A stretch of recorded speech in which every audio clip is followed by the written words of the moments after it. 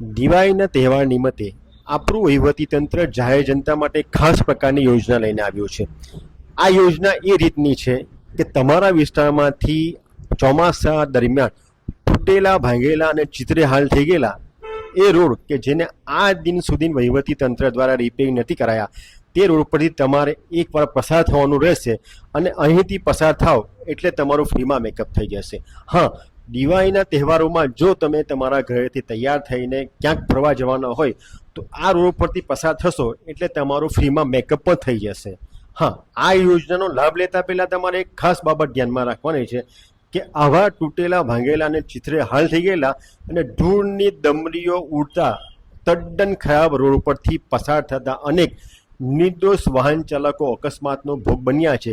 એટલે ક્યાંક તમે પણ અહીંથી પસાર થતા હો તો માર્ગ અકસ્માતનો ભોગ ન બનતા, કારણ કે આ રોડની તમામ પ્રકારની જવાબદારી જે તંત્રની છે એ તંત્ર આપણા અકસ્માતની કોઈ પણ પ્રકારની જવાબદારી સ્વીકારતું નથી.